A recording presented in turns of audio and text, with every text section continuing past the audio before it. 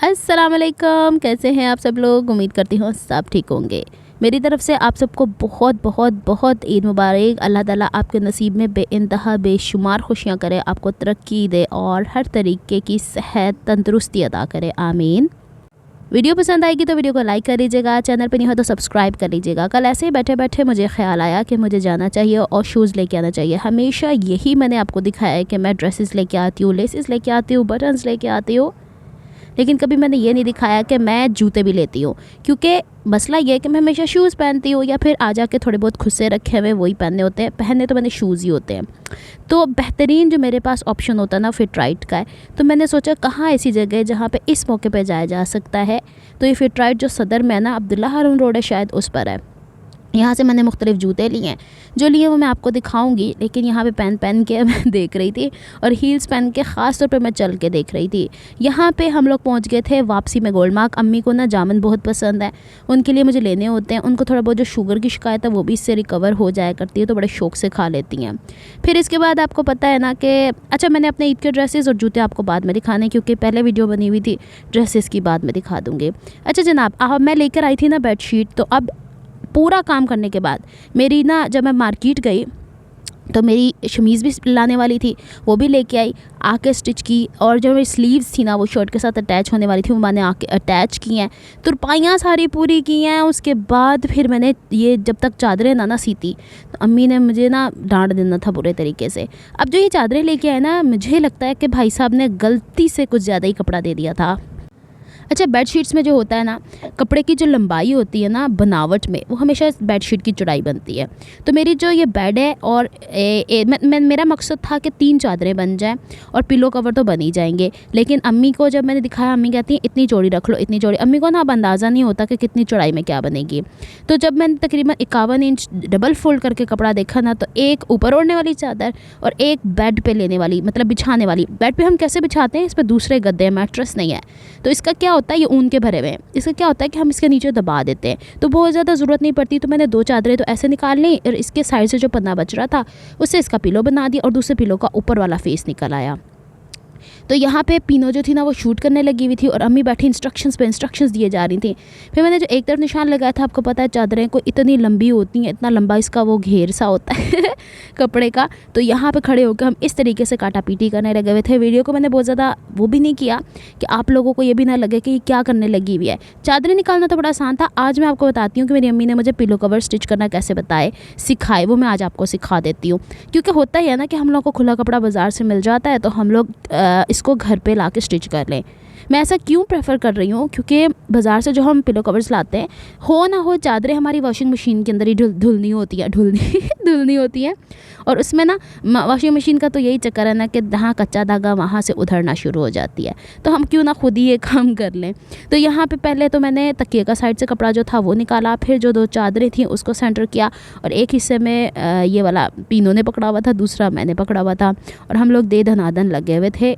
मतलब समझे, चांद रात तो नहीं होती है, ईद से एक दिन पहले हम ये काम करने लगे थे।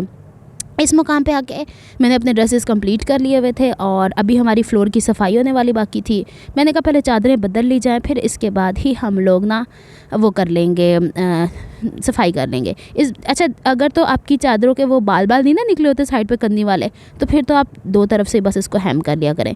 तकिए के ये जो गुलाफ है ना, ये पहले के शायद सिले हुए हैं, तो इसके जो साइड वाले होते हैं ना, इसको अम्मी क्या बोलती होती हैं, हाँ याद आया, इसको संजाफ बोलते हैं। अब मुझे नहीं पता उर्दू में क्या बोलते हैं। तो इस संजाफ समेत जो 1.25 इंच का एक्स्ट्रा मार्जिन डेकोरेशन के लिए होता है। पिलो का जो लेंथ थी ना वो 28 इंच थी, 28 का डबल करेंगे फ्रंट और बैक। और इसके अंदर ये जो अंदर की तरफ लिपट के जाता है, जिससे तकिया अंदर की तरफ ग्रिप रहता है, वो 5 इंच था। तो अब मैं आपको बता देती हूँ, क्योंकि मेरे पास कपड़ा इतना था, चौड़ाई मैंने भी तकिए की नापी नहीं थी। हाँ, दूसरी चीज़ ये कि कॉटन के फैब्रिक के अंदर थोड़ा सा लंबाई में भी एक्स्ट्रा रखना पड़ता है, चौड़ाई में भी एक्स्ट्रा रखना पड़ता है, क्योंकि ये श्रिंक होता है, क्योंकि इसके कलफ होती है ना, तो वो निकल नहीं होती है। चलें जी, और फिर ये देखें, एक तरफ तो ये कन्नी है ना हमारे, तो इसमें हम फोल्डिंग का नहीं रखेंगे, लेकिन दूसरी तरफ कन्नी नहीं होगी तो फोल्डिंग करेंगे। तो सबसे पहले मैंने यहाँ पे वो जो अंदर की तरफ मुड़ने वाला फैब्रिक था ना 5 इंच, वो लगा दिया। यहाँ पीछे अम्मी मुस्तकिल बातें करने लगी हुई थी, छेती छेती कर लो, तो की कर दियाँ फिर दियाँ। और बच्चियाँ जो थी ना हमारी, वो चली गई थी मेहंदी लगवाने दूसरे घर। मैंने इनसे कहा तुम लोग खुद से सीख लो, कहीं अच्छी जगह से लगा लिया करो। लेकिन ये गई, फिर लाइट लाइट का इतना इशू बना हुआ है जिसकी कोई इंतहा नहीं, कभी इतना जाती नहीं हमारे एरिया में जितना अब जानी शुरू। आप बताएं आपकी तरफ लोड शेडिंग का क्या हाल है? मुझे तो लगता है जैसे ही बकरा ईद आती है तो बस लोड शेडिंग का ये हाल हो जाता है कि अक्सर लोग जो गोश्त रखते भी हैं वो भी ज़ाया हो जाता है। अच्छा जी, अब यहाँ से जो मैंने फ़ोल्ड किया उसके बाद 28 इंच पे मार्क कर लेना है, क्योंकि 28 इंच संजाफ समेत यानी वो पोर्शन जो हम लोगों ने निकालना था। मैंने कहा साथ साथ सिखाई जाए, साथ साथ गल्ला करी जाइए। अच्छा जी, अब इंशाल्लाह मंडे से अब ईद पूरी होती है ना। आज आपने मुझे बताना आपका फर्स्ट डे कैसा गुजरा है। तो जैसे ईद पूरी होती है फिर मंडे को तैयार है आप लोगों की सोइंग कटिंग का कोर्स शुरू करने वाली हूँ मैं ड्रेसिंग मीडिया के ऊपर। मेरा यही है कि हद से ज़्यादा उसके अंदर इन्फॉर्मेशन लेके आई जाए। अच्छा जी, अब ये हो गया ना हमारे पास एक 5 इंच हमने फ़ोल्ड किया था और 2 दफ़ा 28 इंच फ़ोल्ड किया। अब चूँकि लंबाई एक जितना कपड़ा है तो इसमें लंबाई के रुख पे जोड़ नहीं आया, तो मैं ना हर एक चीज़ को दोबारा नाप के देखा करती हूँ। ये आपको जो टेढ़ा मेढ़ा कपड़ा नज़र आ रहा है, ये जब वो लोग काट के देते हैं ना जहाँ से बाज़ार से हम लेते हैं, चूँकि बड़े अर्ज का कपड़ा होता है तो टेढ़ा हो ही जाया करता है। ये वाला कपड़ा बचा है, इससे फिर कभी भी आपको जोड़ वाले जो तकिए के छाड़े होते हैं ना, छाड़े पंजाबी च छाड़े ही कहीदा होंदा, तो जो गुलाफ होते हैं वो हम कर लेंगे। इसके साथ या तो हम स्किन कलर का या ऑफ वाइट कलर का कपड़ा लेंगे, ज़ाया तो हम कुछ नहीं जाने देते। अब मैंने क्या किया, यहाँ पे इतना मार्जिन मैंने रख लिया था। पहले तो मैं समझ रही थी इसे सीधा कर लिया जाए, फिर मैंने इतना मार्जिन यहाँ पे श्रिंक होने के लिए रख लिया। इतना ज़्यादा होगा भी नहीं लेकिन होगा। फिर इसके बाद अब यहाँ पे तकिए की चौड़ाई देखते हैं विद संजाफ। लेकिन अब देखें तकिए के जो ये दोनों हिस्से हैं ना ये खुले हुए हैं, इसमें भी सिलाई का मार्जिन 1.5 इंच चाहिए, क्योंकि मैं 1.25 इंच सिलाई का मार्जिन रखती हूँ, कम नहीं रखना।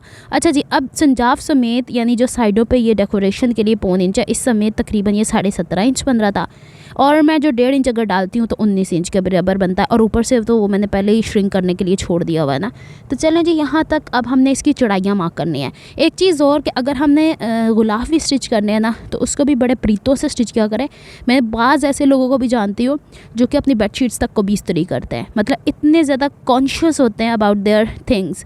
अगर देखें ये नहीं है कि ईद के ऊपर हमने अपने ही कपड़े स्टिच करने हैं, घर की सफाई करनी है, बेडशीट्स हो गई, कर्टन्स हो गई। और मेरे कुछ रिलेटिव्स ऐसे भी थे जब वो पाकिस्तान होते थे तो वो हर ईद के ऊपर कर्टन्स भी चेंज करते थे, और बेड के जो ये बेडशीट्स होती थी ऑर्डर पे बनाया करते थे। बाज़ लोग ये बहुत ज़्यादा तैयारियां करते हैं। हमारे जैसे जो लोग ना वो थोड़ा बहुत ये करते हैं कि चलो जी बजट में रह के काम कर लिया जाए, लेकिन बजट में रह के बेडशीट्स तो आती हैं ना घरों के अंदर, तो हम उसको मतलब मेरी कोशिश होगी कि मैं ना थोड़े टाइम तक मैट्रेस अगर बेड पे होगा ना फिर इसके हिसाब से आपको कुशन कवर्स की डिज़ाइनिंग भी बताऊँगी, क्योंकि मैंने थोड़ा सा मौसम और गर्मी हुआ निकल जाए फिर उसके बाद करते हैं। अच्छा जी, यहाँ तक हो गया है ये। अच्छा मुझे बताएं आप लोगों ने कुर्बानी में कौन सा जानवर दिया है, कमेंट कर दीजिएगा। और कहाँ दावतें खाने गए हैं, कहाँ घूमने जा रहे हैं। चलें जी, यहाँ पे अब हम करने वाले हैं, एक हिस्सा तो इसकी करनी थी ना, दूसरे हिस्सा जो है ना उसको फ़ोल्ड करना इंतहाई ज़रूरी है। और अगर दूसरी तरफ भी करनी नहीं है ना तो उसको भी फ़ोल्ड करना पड़ेगा, उतना सिलाई का मार्जिन आपको एक्स्ट्रा रखना पड़ेगा। चलें जी, इसकी हम कर लेते हैं फ़ोल्डिंग कंप्लीट। और मुझे बताएगा कि आप में से कौन सी ऐसी बहनें हैं जो लेट नाइट तक बैठ के, या फिर वो कौन सी बहनें हैं जो कि ईद से एक दिन पहले रातों को जाग के तो वो सिलाई करती। मेरी 2 भाभियाँ तो हमेशा ही ऐसा करती थी। अब वो दोनों भाभियाँ बाहर के मुल्क में होती, यहाँ नहीं होती, उनको सिपे सिपाही पहुँच जाते होते आपको पता है ना कि मैंने उनको लेके, एक भाभी को तो लेके भेजे हैं, वो माशाल्लाह पहन के तो उन्होंने तस्वीरें वगैरह भेजी हुई हैं। तो मतलब वक्त बदलते देर नहीं लगती, लेकिन वो जो आदत होती है ना वो नहीं बदलती। अच्छा, इस दफ़ा मैं भी उस कैटेगरी में आ गई हूँ वो कपड़े सीती होती थी, मैं बेडशीट सीने बैठी हुई हूँ। चले जी, अब हमने जब वो सिलाई लगा ली है ना जिसके ऊपर, उसके बाद हम लोगों ने यहाँ पे 28 इंच दोबारा से फ़ोल्ड किया, क्योंकि एक तरफ जो मैंने कट का निशान लगाया था वो चौड़ाई जब मैं बैलेंस कर रही थी उसमें निकल गया था, तभी मैंने दोबारा ये बैलेंस किया। यहाँ पर हो गया है ये 28 इंच और यहाँ पर हो गया है 28 इंच। अच्छा जी, अब मुझे आप यहाँ पर इस तरीके से करके फिर मैं आपसे और सवाल पूछा। आज मैंने बहुत सारे सवाल आपसे पूछने ईद के हवाले से। ये हो गया ना 28 इंच डबल, तो ये जो 5 इंच का था इसमें छोटे छोटे कट लगा रही हूँ, काट के अलहदा नहीं कर देना, ये दिखाने के लिए है कि इसको हम लोगों ने जब ये 2 हिस्से 28 इंच के हो गए सीधे इससे अंदर की तरफ हैं, तो इसको यूँ पलट के लाएंगे तब सिलाई पूरी होगी। अच्छा, मैं ना वो इसको भी बड़े प्रीतों से इस्त्रियाँ कर करके और फिर आपको दिखा रही हूँ। अच्छा, एक चीज़ मैं आपको और बताऊँ, अगर आप पिलो कवर अपने या बेडशीट्स अगर सिल्क के कपड़े के बनाते हैं ना तो आपकी स्किन आपके बालों के लिए परफेक्ट रहते हैं। लेकिन वही वाली बात है कि हमसे बार बार चादरें बिछती नहीं हैं, और मौसम हमारा पाकिस्तान का ऐसा है जो गर्म में गर्मी शदीद होती है, तो सिल्क की जो मैंने देखी है ना अक्सर फॉरेन कंट्रीज़ के अंदर उन्होंने क्विल्टिंग की होती है। तो हमारा तो मौसम वैसे ही, चले सर्दियों में तो हो सकता है, लेकिन एटलीस्ट हम सोने के लिए जो अपना पिलो बनाते हैं उसको तो हम सिल्क का बना सकते हैं। मैं इंशाल्लाह अपने पिलो कवर्स जो सोने वाले होंगे ना, एक तो होता है ना बेड पे रखने वाले, एक होता है जिससे आपको उनसीयत होती है, उसके बगैर आपको नींद ही नहीं आती है। तो उसका ये मकसद हो जाता है कि आप लोग जो है ना वो सर के नीचे रख के रात को वो सोया करें। तो फिर कईयों की आदत होती है, जैसे मेरे जैसी बंदी है, वो सर के ऊपर कान के ऊपर भी रख के सोती है कि शोर वोर बर्दाश्त नहीं है। अच्छा जी, दोनों तरफ बातों बातों में मैंने सिलाई लगा ली है और फिर इसको यूँ सीधा करते हैं। सीधा करने के बाद इसकी जो साइड की फिटिंग है उसको ज़रूर प्रेस करके बिठा लिया करें। ये इस तरीके का बन गया है हमारा पिलो कवर। फ़िलहाल ये वाला जो हिस्सा है ना, इसको प्रॉपरली, क्योंकि अब हमने इसमें से साइडों से निकालनी है सिंजाफ। अच्छा, ये वीडियो बनी थी कोई 18-19 मिनट की ना, मैंने इसको थोड़ा सा फास्ट कर दिया। मैंने कहा आप लोग भी बोर हो जाएंगे। अच्छा, मुझे बताएं, आप लोगों ने ईद के कपड़े लॉन के बनाए हैं, कॉटन के, या फिर ज़्यादा फैंसी बनाए? मेरे तो लॉन कॉटन के हैं। एक है फैंसी जिसका थोड़ा सा काम फिर अधूरा रह गया वो, लेकिन चले कोई नहीं, मतलब उंगली कटवा के शीदों में नाम तो लिखवाया ना मैंने, तो ड्रेस वो भी तकरीबन ही कंप्लीट है। समझ लें, एक ऑर्गेन्जा का है और दो, एक कॉटन का, एक लॉन का है। अच्छा जी, अब इसकी यहाँ पे होती है मुरम्मत कारी कंप्लीट, और फिर इसके बाद हम लोग करेंगे इसकी संजाफ निकालते हैं। और मुझे बताएं, आज के दिन आप लोगों ने क्या खाया? हमने सुबह बना ली थी चाट और दोपहर के वक्त बना ली बिरयानी, और फिर इसके बाद देखते हैं रात को क्या होता है। आ जाएगा गोश्त इंशाल्लाह, अल्लाह खैर करे तो फिर उसका बन जाएगा कुछ। कुर्बानी पहले दिन कर रहे हैं, दूसरे दिन कर रहे हैं, तीसरे दिन कर रहे हैं, ये भी बताइएगा। खुद जाके जानवर लेके आए, क्या किया है, मुझे सारा कुछ बताना आप लोगों ने। मुझे बड़ा इंटरेस्ट आता है, क्योंकि मुझे पता है कि बचपन में जब मैं छोटी थी ना, बचपन में हर कोई छोटा होता है, मुझे बुखार बहुत शदीद था एक दफ़ा, तो अब्बू ने ना मुझे बकरे के करीब लेके चले गए थे। तो मुझे उस टाइम से इतना कोई खौफ आता है ना बकरों से, लेकिन अब मैं बड़ी हो गई हूँ ना, अब नहीं आता। अब जानवर, जब से मैंने तोते पाले उसके बाद मैंने देखा है कि हर जानवर की तकरीबन एक ही जैसी आदत होती है। उनसे आप प्यार से रहोगे तो वो प्यार से रहते हैं, अगर उनके आगे हबड़ दबड़ करोगे तो जैसे तोता काटी काटी कर देता है ना, वैसे वो भी काटी काटी कर देते हैं। अच्छा जी, अब ना इसके बाहर मैं आपको दिखाने के लिए पेंसिल से लाने मार रही हूँ, हालांकि मैं चाहती तो सीम गाइड रख के, और मैंने दूसरा पिलो कवर ऐसे ही तैयार किया है। फिर इसके बाद मैंने ना ये इसके तीनों तरफ सिलाई लगाने के बाद इसे मैंने कवर चढ़ा दिया था तकिए पे अपने। फिर मैंने दूसरे जो बेडशीट थी उसमें से चौड़ाई में अम्मी के लिए चादर निकाली है, क्योंकि इसमें से जो चादरें निकली थी, एक ओढ़ने वाली अम्मी के लिए बना दी, एक ये बिछाने वाली मेरे बेड की बन गई है। दूसरे में से जो एक चौड़ी चादर निकली वो अम्मी की चारपाई, क्योंकि आपको पता है चारपाई की चादरें बेड से ज़्यादा चौड़ी होती हैं। और दूसरा क्या काम किया मैंने, उसमें से एक पिलो कवर बना दिया, बाकी पिलो कवर के बचे हुए हैं कपड़े, वो मैं फिर किसी वीडियो में आपको इसके कवर स्टिच करना बताऊँगी। ये तो एक पूरा एक कपड़ा था ना, बस का तो हमारे पास पीसीस होते हैं, हम पीसीस से कैसे स्टिच कर सकते हैं। उम्मीद है बातों बातों में बहुत सारी इन्फॉर्मेशन आपको मिली होगी और आपको अपडेट मिल गई कि भाई हमारी ईद कैसे गुजरी है। हाय, ड्रेसेस के बारे में मैं फिर बता रही हूँ। इस दफ़ा मैंने ड्रेसेस, मुझे लास्ट टाइम कुछ बहनों ने कहा था नीला आप तो अपने ईद के ड्रेसेस दिखाए नहीं, लेकिन इस दफ़ा मेरे ईद के ड्रेसेस विद जूते हर चीज़ आपको मिलेगी। अच्छा, ये फिरकी जो होती है ना, इसे प्रॉपरली भर लिया करें, ये प्रॉपरली नहीं भरी हुई थी तो 2 दफ़ा इसमें धागा टूट गया था। अब इसकी यहाँ पर हम लोग नीडल अंदर की तरफ रख के वही 1 इंच के गैप से पोजीशन चेंज कर देंगे और हमारा हो जाएगा तकिया कंप्लीट। अच्छा जी, अम्मी की तरफ से भी आप सबको बहुत ईद मुबारक, बहुत सारी उनकी तरफ से आपको दुआएं, खुश रहें, आबाद रहें और हंसती मुस्कराती रहें और ऐसे ही खिलखिलाती रहें और बहुत सारी ईदें अल्लाह ताला आपको देखना नसीब करे। उम्मीद है आपको ये सब कुछ पसंद आया होगा और फिर मिलते हैं इंशाल्लाह फिर किसी नेक्स्ट व्लॉग में। ये राजी मेरा बेड कैसा लगा? ओहो, इसके ऊपर ये जो ना कुशन ये मेरा नहीं है। चलिए जनाब, मिलते हैं हम नेक्स्ट व्लॉग में।